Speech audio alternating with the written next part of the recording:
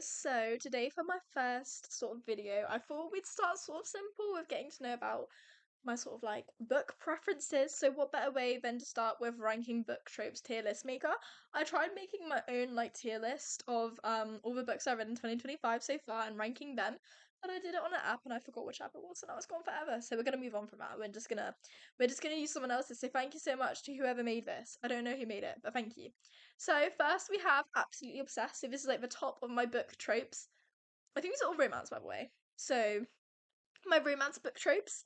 Then we have love. So it's not like my most favorite, but like still so love it. Still love it, gals. And then we have pretty good. Pretty good's just like yeah, okay, cool. Like I like it. You know, it depends on the book if it works or not. I tolerate it, as in like, okay, it's not gonna ruin a book, and then no thank you means it will probably ruin a romance for me. So let's get started. So academic rivals to lovers. I've not actually read a book with this trope in it yet because I read romance sometimes, but like I don't know, usually my taste it varies quite a lot. So not all of the time is it romance focused, especially seeming as at the minute I'm doing the alphabet book challenge this year, which means I'm trying to read one book for every letter of the alphabet, which means I'm gonna get a load of different genres and not all of them have romance in them. But I love Academic Rivals to Lovers. This reminds me of that book I read, which was like, I tell you I love you, but then I'd have to kill you. Something like that. I think they were academic rivals. So I'm gonna put it in love. Because I feel like I would love to read more books like this. Like I have so many ideas going through my head of like what a perfect book would look like. And I feel like having academic rivals to lovers and that would be so good. Like what's it called? After. That wasn't a good movie in my opinion. But the premise was there. So I like it. Fake dating. Uh Ahem. It depends whether that down there. Sorry about that. It depends whether it's in the sort of way, as in like wait, what's it called? To all the boys I've loved before way, or whether it's in like a fantasy way where they walk in together and like they're pretending to date, but they actually secretly hate each other, or like a Bridgerton way. Because if it's like hmm, to all the boys I loved before way, where like he's literally doing it because she's a nerd, I don't like it, but if it's in like a fantasy way, like what's it called? Like A Court of Thorn and Roses, where they do a little bit of fake dating, not really, but like the guy of the Night Court, the Lord of the Night Court, or whatever, he pretends to date the girl. That was cool. So you know what? I'm gonna put it in I tolerate it because I love it. I think it's pretty good or love if it's in that way, but also majority of the fake dating books are more like she's a nerd and I'm a really cool guy and stuff, and I don't vibe with that because most of the time it's actually just really degrading. So, brother's best friend. Hmm. Um. Uh, brother's best friend. I feel like this is like a really random trope that just came into like play in the world. You know, like it's just always been there, but so it's so specific. I guess I need an example, but I don't have any examples really. So I guess. Oh, you know what? I used to love Kissing Booth. I'm lying to you. Pretty good. Oh, and it actually causes a lot of drama, like between Noah and Flynn, whatever. So that's my example. So actually, that caused a lot of drama, and I love a good drama in the book. I love a good drama in the book. So Brothers Best Friend could be pretty good. It's pretty good. Found Family. I would say that's like Harry Potter. Oops. And like Ron and Hermione, right? Or like Hermione, Harry a little bit. But they didn't date, which is good. But like in the movie, they were like kind of dating. But I read the books and I didn't really like Ron and Hermione in the movies, but I like them in the books. But also Found Family, I feel like I want to put it in no thank you. Because I like it when like found family can just be found family rather than having romance added to it and it's a bit like their siblings. I don't know, I don't really, frick with that. Especially after reading Credence or Credence this year. I think it's Credence. I don't know guys, I'm scared. But I'm gonna put in no thank you, just because I feel like things can be wholesome, you know? It's like the Ninth Doctor in Doctor Who, for example. Okay, if you haven't watched it, then you haven't watched it. But like they sort of like rely on each other and stuff, and I feel like that's quite wholesome, but it's a bit romantic at the same time. Like I would rather it just stay wholesome and cute. I like family, you know. So I don't know. I don't know. I don't know. It's a bit like Ginny George, isn't it, with Marcus, where like she like hangs out with Max and like her family and stuff. I don't know. When her family's, I don't know. I just think they should just stay friends, you know. Or else it's just a bit siblingy, and I don't love it. think it's cute. I think it's cute. But no. But no. Okay. Okay. Let's do chosen one. Uh um I'm trying to put it in between I tolerate it or pretty good. Cause like I'll just put it in pretty good because it's not something I specifically pick up and read. I like it in terms of just like a oh wait, is this just like a trope or is this like a romantic trope? Because if it's just a trope, then I like it. I like it a lot. I loved Harry Potter and I really want to read Percy Jackson. I really want to get into that because I was going to read it in primary school, but then I just never read it. So, but everyone's saying it's really good, so I actually feel like I need to read it. Read it, please. Stop. And like How to Train Your Dragon, he was like chosen to be in. No, I'm just waffling. But I want to read How to Train Your Dragon if you can tell. So I don't know. Like maybe up here. I think it's kind of cute. And also, if it is a romance, like Our Infinite Fates, I read that. I literally picked it up from Tesco's for £7 in the hardback cover. I know.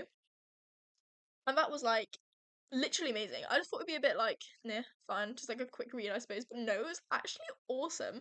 I loved that book so much. So I'm gonna put it in absolute obsessed. Like, 'cause either way, I kind of love it. I kind of love it. I kind of love it. Okay, I know it's a bit controversial because a lot of people are like it's all the same, but no, I don't think so. But maybe I've not read enough chosen one books. But I'm excited to read more chosen one books. So I'm letting myself have this moment, you know. Okay, let's move on to friends to enemies. Okay. Try again. Friends to enemies to lovers. Ooh. You know what? I'll put it in. I tolerate it, maybe? I don't know. What should I do? Oh, I don't know. Oh, I don't know. I don't know. Do I tolerate it or is it pretty good?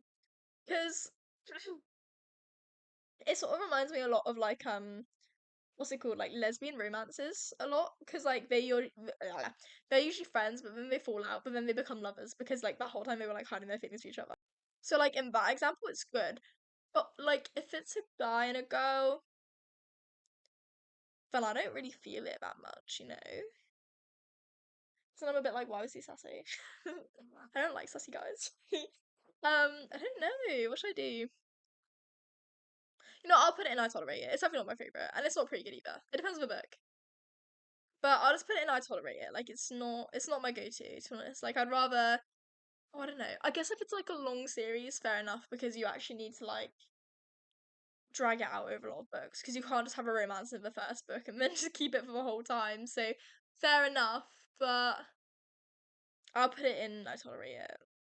Oh, you know what? I was a bit like Bella and Jacob in the second book, or was it the third book? I'm not sure, but I would only read three of them because the alphabet challenge. But yeah, and I didn't like that at all. I don't think they're cute at all. He's like a little bit coercive, coercive, coercive and stuff, and I don't appreciate that. So I'm gonna put that in I tolerate it because the books I've read it in, it's a little bit iffy, but I don't know. No, I'll just leave it in I tolerate it. But like, it's good in some examples, like the lesbian romances. Those are really good, like Pretty Little Liars. Oh my gosh. Anyways, next, arranged marriage. It's not gonna go any higher than these. It could go to there.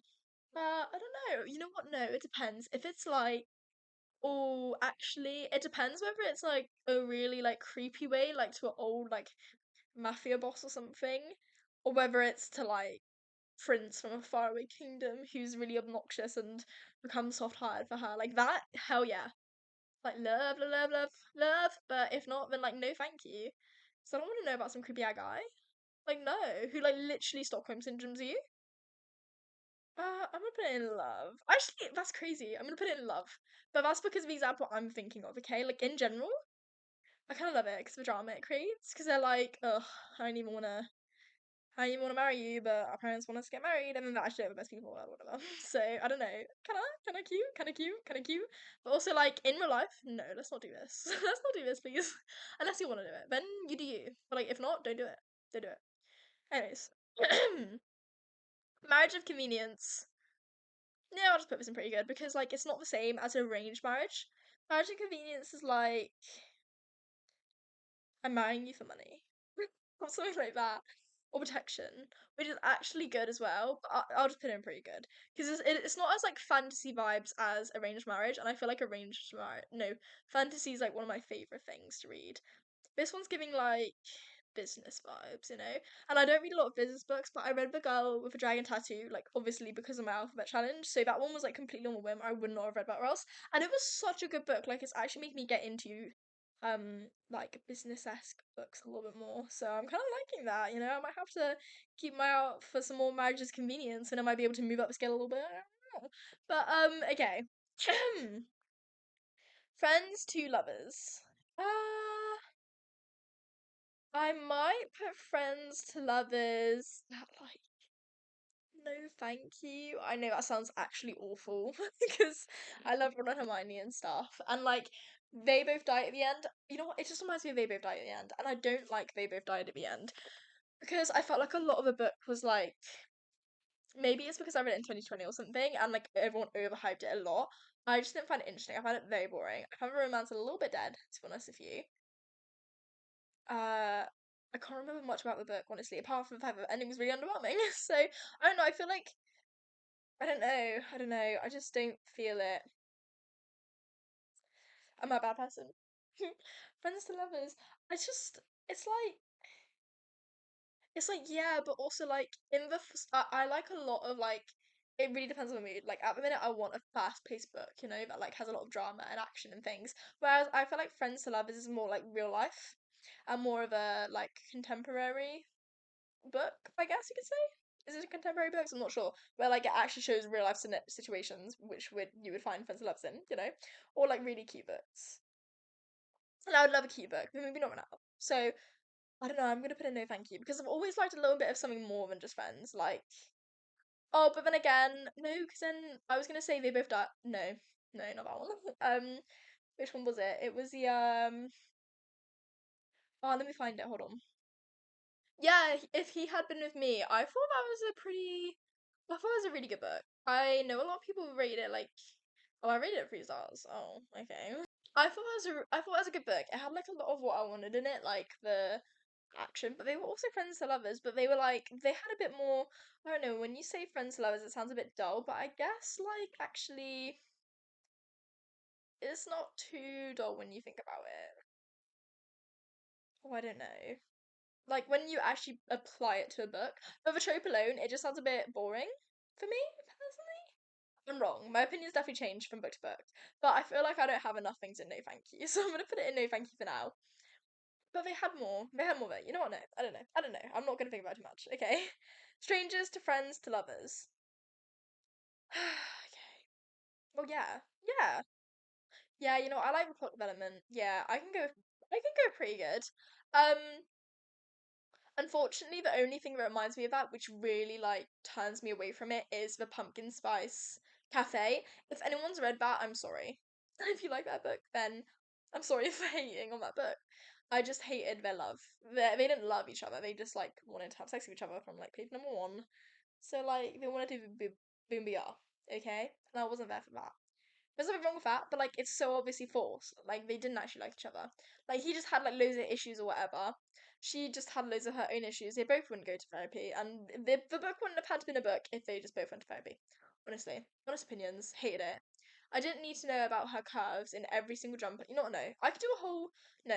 I'm gonna unpack everything that's wrong with that book in another video. Okay, so that's almost making me want to put it down to I tolerate it. So I'm gonna go ahead and do that because that's the only book I can think of that I've read with that trope. But I love the whole stranger thing. I love like the starting off fresh. I like that. I like that a lot. So I don't know. No, I'm gonna leave it there. I'm not gonna change it another time. I'm not gonna change it another time. Force proximity.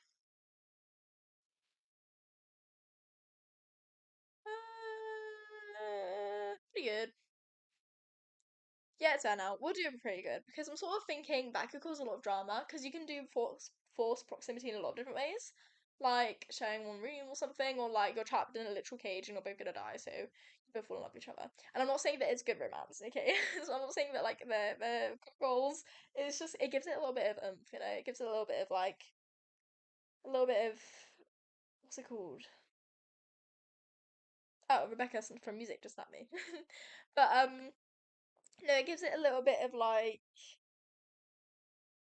something behind it, some like emotion and like, it's like you're fighting for something, I guess. I don't know. Or like all secrets spill, I don't know. And you still love each other, I don't know. But I don't know, I think forced proximity is pretty good because it's good in different ways. So I don't know, I'll put it up there. I'm not read enough with it to like actually know and see if I like it more. Because like at the same time that's making me feel like Belle and Beauty and the Beast. Which is like a good movie, and I appreciate what the Beast did, but also he did kidnap her. So if you want to talk about Stockholm Syndrome, Chantel, you should talk about that with this. Rather than the thing, what did I speak out of it? The Marriage of Convenience, or, yeah, that one. The Stockholm Syndrome. No, this one is Stockholm Syndrome, and I put them in the same thing. So you know what, I'll take it. Okay, next we're gonna go to Grumpy X Sunshine. I love Grumpy X Sunshine. I love the sort of like jokes and stuff and the humor that comes with different sort of things. I think it's really cute. I think it's adorable.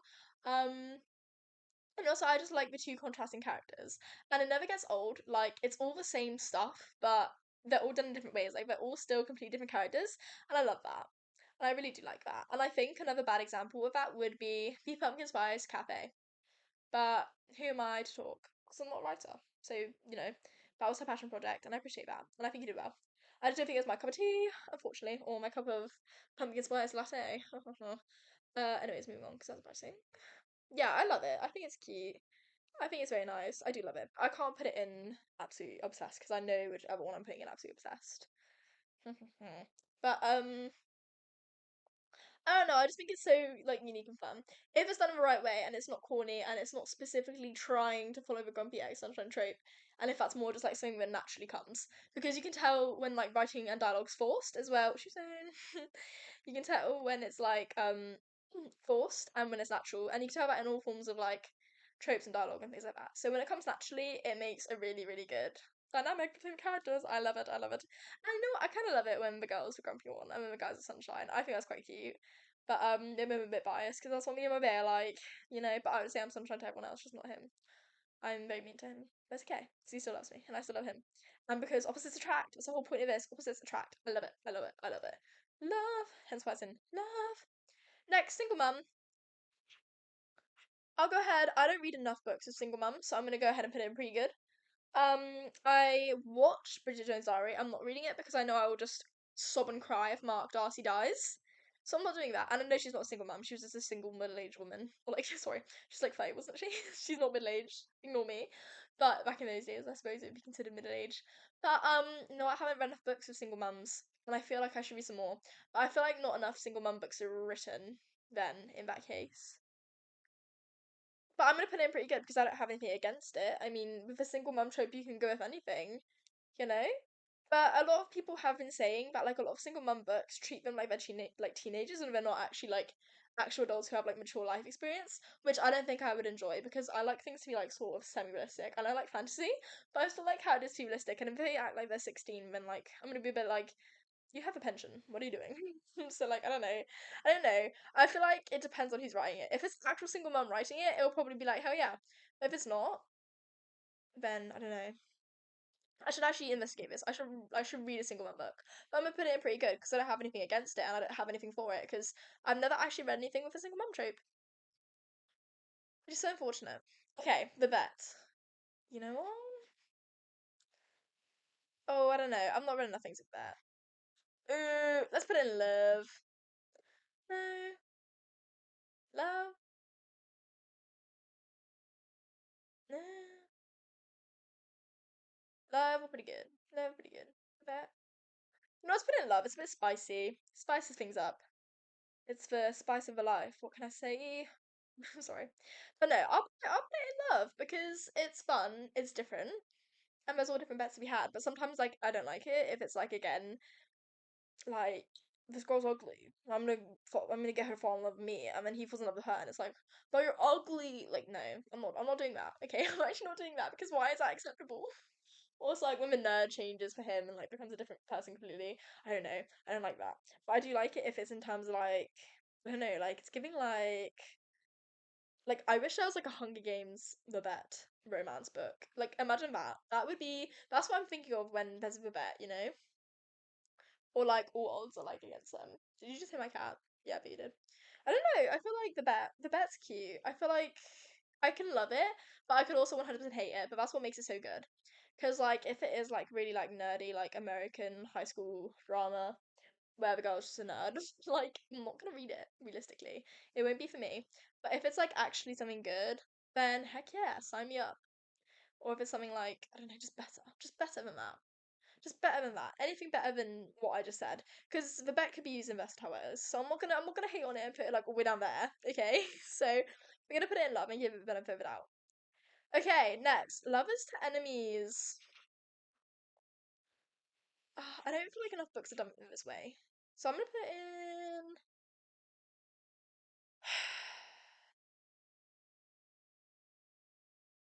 you don't know, I'll come back to you. Okay. Enemies to lovers. I'm going all the way up. Basic. Oops. Basic? Hell yeah. And what? Am I meant to be mad about that? No. Enemies to lovers. I love enemies to lovers. For example, academic rivals to lovers. Come on. They're up there. They're up there. But enemies to lovers is like a general broad term. So like that could be used in any single sort of book ever. And I freaking love that. I love attention. I love it. I love a good slow burn. I don't love it when they want to like have freaking Bimbaya on the first page.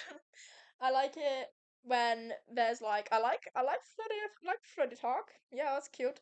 But I like it when there's actual feelings there. Like I like it when there's the hate, and then I like it when there's like the flame, and then there's like the fire, and then there's love, burning love. So enemies love is heck yeah. It's just amazing. It's amazing. You get every single emotion in one, and then it's like the climax, climax. But it's the climax when they like literally are in love, and then they're like, "Whoa, we're in love," and it's like, "What the heck, dude?" And I feel like that's the best things. Yeah, yeah, yeah. The like whole rain thing, kissing in the rain. Yeah, yeah, yeah. Love it, love it, love it. And then lovers to enemies. Oh, I don't even know where to put this. I'm trying to think whether I put this on friends to lovers. No, whether I put it in no thank you or I put it into I tolerate it.